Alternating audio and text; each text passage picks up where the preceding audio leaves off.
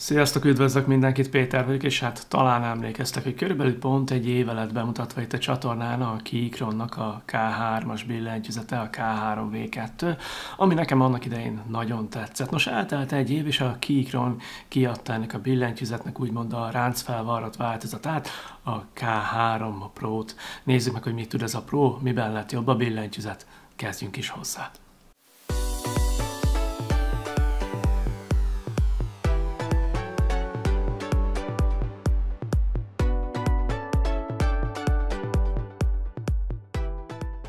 Ahogy azt a bevezetőben említettem, nekem a K3 tavaly az egyik kedvenc billentyűzetem volt, szóval nem is volt kérdés, hogy amikor megjelent a Pro változat, hogy megkértem az Afterhours-tól, hogy küldjenek nekem egy tesztpéldányt. A srácok voltak annyira rendesek, hogy küldtek is. 2 hétig tudtam ezt a billentyűzetet használni, ezeket a tapasztalatokat fogjuk most átbeszélni.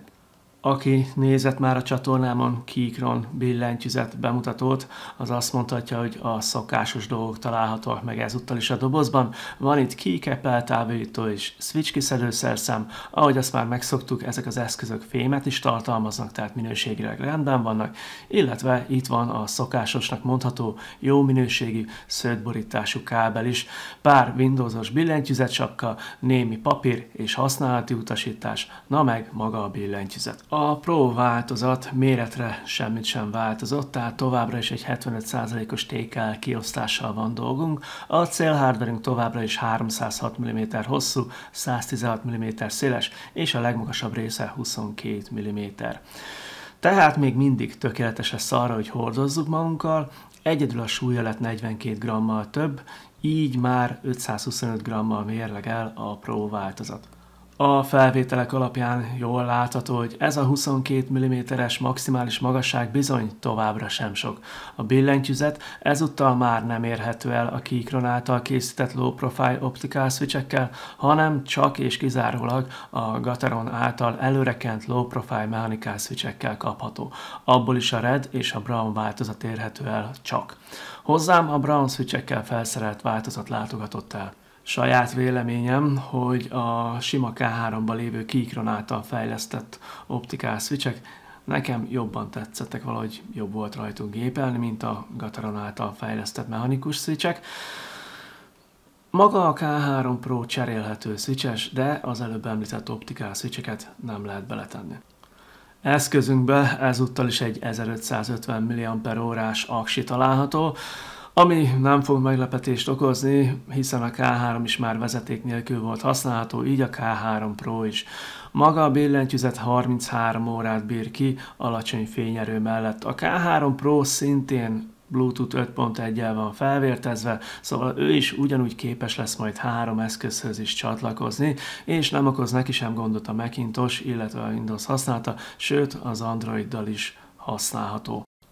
Maga a billentyűzet ház sem változott semmi, továbbra is ABS műanyag, amit felül és oldalt alumínium keret borít, szóval a kinézet és az anyaghasználat ugyanaz, mint az elődnél. A K3 Pro éppen ezért masszív, tartós darab, és ő sem recseg, ő sem ropog, egyben van.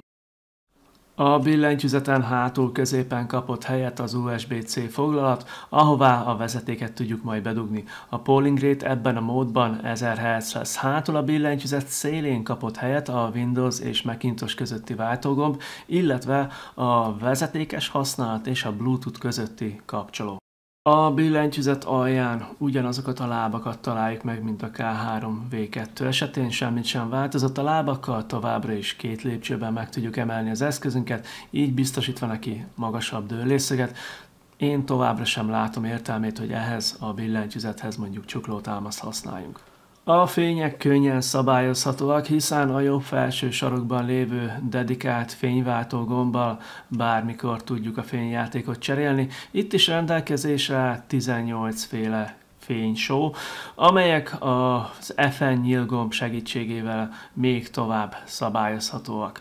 A switchek fényei itt is északi tájolásúak, akár csak az előd esetében. A Keychron K3 Pro, ha ANSI kiosztással vásároljuk meg, akkor bizony PBT keycap setet tesznek rá. Viszont nálam ugye ISO kiosztás járt, és erre ugye ABS keycap set került, ami átengedi a fényt, és ha megnézzük, akkor jól látszik, látszik, hogy angol feliratú. Míg a K3 sima változata szintén ABS keycapsettel kapható, de ugye azok a szürke gombok magyar feliratot kaptak. Megjegyezném, hogy szerintem a K3 Pro ABS kupakjai, ezek a kékes, szürkés összeállítású kupakok szerintem minőségileg jobbak, mint a régebbi K3-on található ABS kupakok. A Keychron K Pro széria egyik legerősebb ajánlata itt is megvan, ez pedig nem más, mint a VIA QMK páros. A VIA segítségével tényleg képesek leszünk a billentyűzetünket úgymond a saját szánk íze szerint beállítani. Gondolok itt a layerek és maklók használatára, vagy a fények szabályozására. Beszéljünk még egy kicsit a gépelési élményről. Azt kell, hogy mondjam, hogy kicsit meglepett, hogy a Gateron által fejlesztett switchek kicsit keményebbek lettek, mint én azt vártam, és nem utolsó sorban szerintem hangosabbak is, mint az elődben található Keychron optical switchek. A K3 Pro-nak most a hangtesztjét meghallgathatjátok, ha gondoljátok, akkor keressétek meg a régi K3-ban lévő hangtesztet, és akkor össze tudjátok a két billentyűzet közötti hangkülönbséget hasonlítani.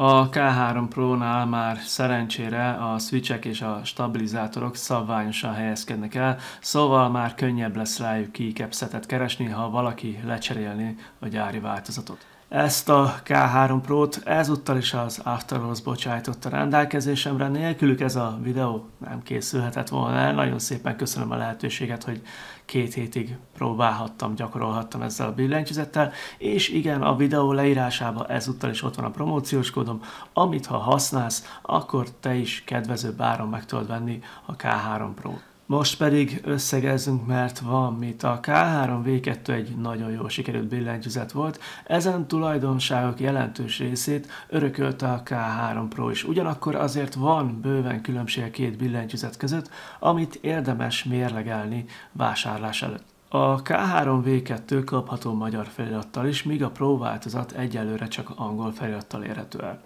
A Pro változaton lévő ABS keycapsetek viszont szerintem jobb minőségűek és tapintásra is jobbak, mint az előd ABS keycapsetjei. A Pro változat csak Gateron low profile switchekkel vásárolhatóak meg, mivel csak ezt támogatja a QMK. Nekem az elődben lévő Keychron optikai switchek kicsit jobban bejöttek, bár ez inkább ízlés kérdése. A Pro-ban ott a QMK VIA támogatottság, ami értelem szerint a sima K3-ban nincsen meg. Az elhangzottak után szerintem mindenki képes lesz eldönteni, hogy neki melyik K3 jön be jobban.